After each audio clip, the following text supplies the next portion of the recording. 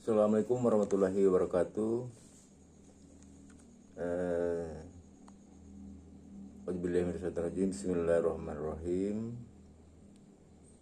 Alhamdulillahirabbil wassalatu wassalamu ala asyrofil anbiya'i wal mursalin wa ala alihi wasallim.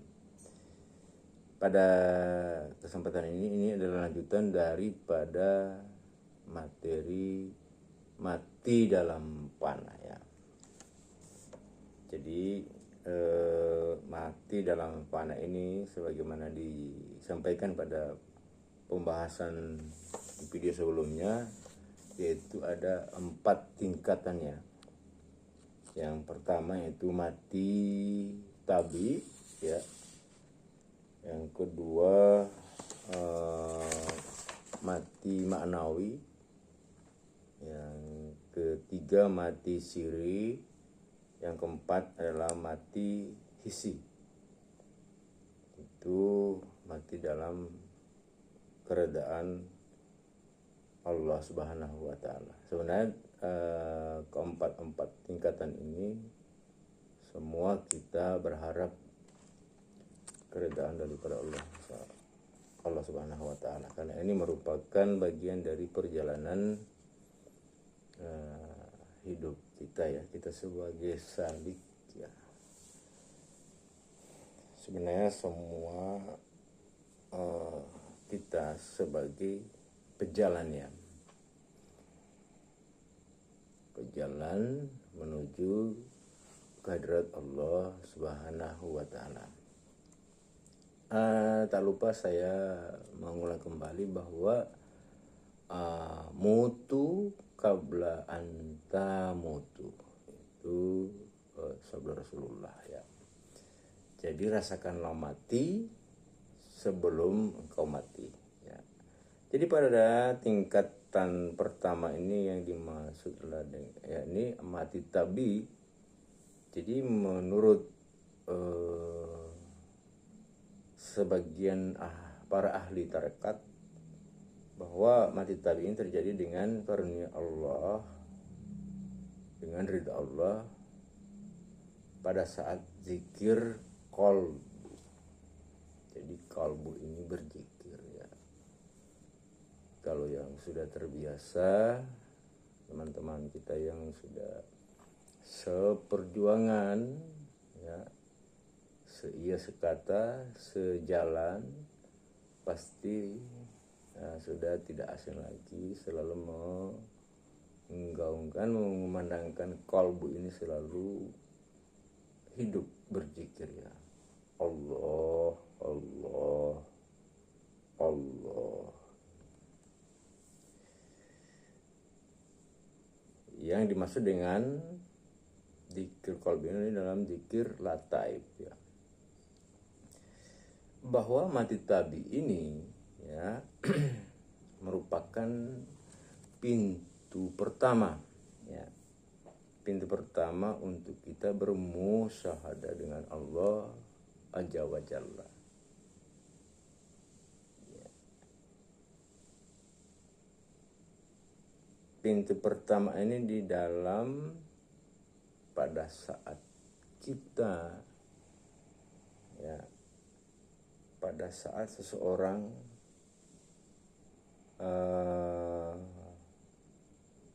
mengalami lenyapnya pendengaran, maka pendengaran secara lahir ini, zahir ini lenyap, maka telinga batin mulai mendengar sebutan Allah, Allah, Allah. Dalam prakteknya, telinga kita ini mendengar bunyi segala macam yang masuk ya, itu dihasilkan, dianalisa dalam otak, itu kita dengar. Artinya otak menyimpulkan, kemudian mulut kita menyebut bunyi apa yang kita dengar ya. Jadi mati tabi itu di tingkat pertama, yaitu hilangnya pendengaran secara zahir. Ya. Pada tingkat ini zikir qalbi mula-mulanya hati berzikir, ya. Kemudian dari hati ke mulut, ya. Jadi lidah berzikir dengan jalan sendiri. Jadi secara otomatis hati berzikir, maka hilang pendengaran secara lahir.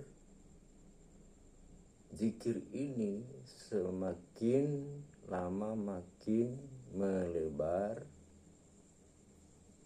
ya, dalam qalbu kita, maka dikuasailah pendengaran ini lenyap, dan di ujung pendengaran batin yang aktif, dan di sana terdengarnya kata Allah, Allah, Allah. Itu pintu pertama, ya. Nah, dalam hal ini, ya, hanyalah telinga batin yang mendengar, seakan-akan mata hati kita mulai berbisik. Ya. Ini semua nanti akan dipraktekkan langsung, ya. Berbisik, ana innani ana Allah. Ini berbisik seperti itu. Jadi pada saat-saat seperti itu, ketika telinga batin mulai mendengar kumandang Allah, Allah, Allah, maka akan ada bisikan batin, ya, itu dengan sebutan innani ana Allah. Artinya inilah aku adalah Allah. Nah, ini yang dialami oleh para ulama-ulama pembesar kita, ulama-ulama tarekat, ya, yang sudah menyelami tingkat sufistik yang makamnya itu tertinggian. Pintu pertama ini yang mereka alami, ya. Nah, sebenarnya ini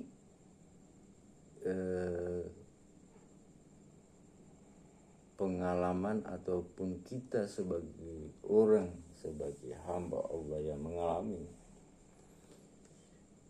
sebenarnya itu secara eksplisit kita ini itu hanyalah sebagai konsumsi pribadi, ya. Bisikan itu tidak untuk dipublish, ya. Biarlah bisikan itu akan ada, hanya itu sebagai konsumsi pribadi kita saja. Dan silakan saja dicoba. Namun ini timbul akan familiar dengan teman-teman, dengan siapa saja yang sudah terbiasa kolbunya berzikir, ya. Artinya kolbu yang selalu dari waktu ke waktu mengumandangkan zikir Allah, Allah, Allah, ya. Dan ini luas, ya. Oke, ini tingkat pertama. Nanti tingkat kedua kita bahas lagi di video selanjutnya. Wallahu a'lam bishawab. Assalamualaikum warahmatullahi wabarakatuh.